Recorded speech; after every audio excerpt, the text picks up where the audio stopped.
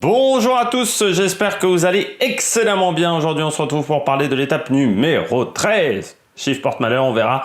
Mais ça va être plutôt une étape très spectaculaire, cette étape numéro 13.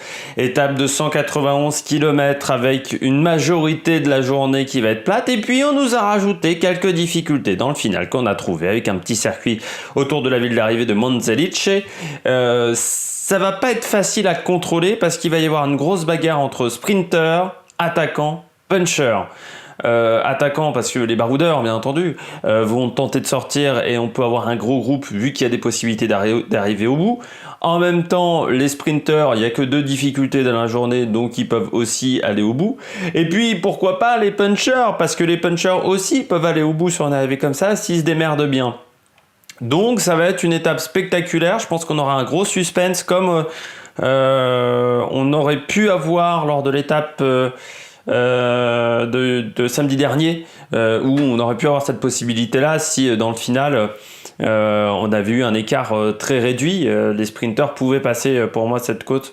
Et donc là ça va être une belle journée. On passe tout de suite au profil de cette étape, j'ai pas grand chose d'autre à dire, à part que ça va être spectaculaire. On commence du côté de Cervia.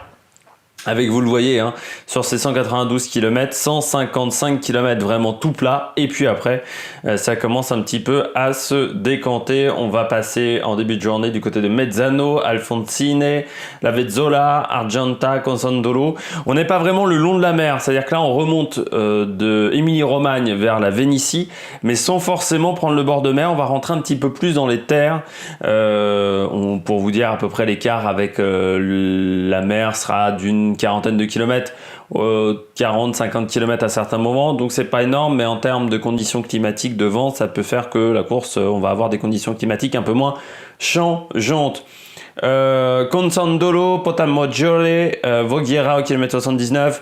On passe également au ravitaillement au km 99.5, c'est-à-dire à 100 km de l'arrivée. Et puis le premier sprint, le sprint pour les points, il sera à Rovigo, ce sprint intermédiaire, et puis on continuera encore sur du plat, Pozzonovo, Monzelice, un premier passage sur la ligne d'arrivée à Monzelice, et puis ensuite on va pivoter, et c'est à partir de là où ça va être intéressant, avec un nouveau sprint, le sprint bonification à Galzignano Terme. C'est dommage qu'il ne l'ait pas mis en haut d'une difficulté, ce sprint, c'est un peu dommage. Et la montée de Roccolo, 4 km 3 à 7,8 de moyenne. Alors cette montée de Roccolo, en fait, c'est 3 montées successives, c'est 3 murs différents, avec des passages au-delà de 20% sur chacun des murs, donc ça va faire mal.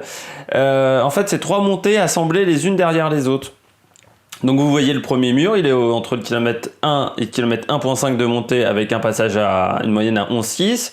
Et puis on redescend, et puis à partir de 2 km de montée jusqu'à 4 km 3, c'est-à-dire les 2 derniers kilomètres, c'est très dur avec entre le kilomètre 3 et le kilomètre 3,5, une moyenne à 11 et puis une moyenne à 11,9 sur les 300 derniers mètres, donc c'est difficile.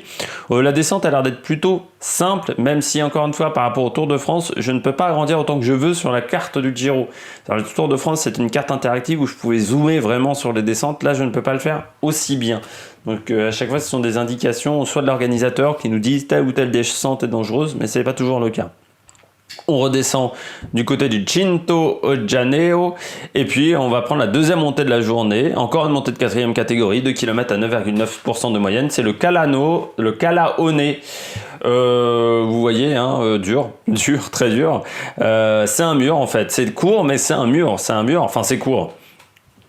C'est vite dit quand même, ça dure 2 km avec une moyenne à 10%, donc ça va faire très très mal. Et puis ensuite l'arrivée, on passe à Este, Bayonne. On va, à partir de 7-8 km de l'arrivée, on rentre vraiment dans des villes. On est vraiment en ville. Donc faire attention, bien entendu, c'est toujours des passages un petit peu dangereux. Avec un final qui a un virage très tortueux à 400 mètres de l'arrivée, une épingle à 400 mètres. Donc forcément, il faudra être très très bien placé à ce moment-là. Sinon, votre sprint est raté, si sprint il y a. Du côté de la météo, 15 degrés, de la pluie, du vent à 20 km/h, 20-25 km/h, plutôt de face.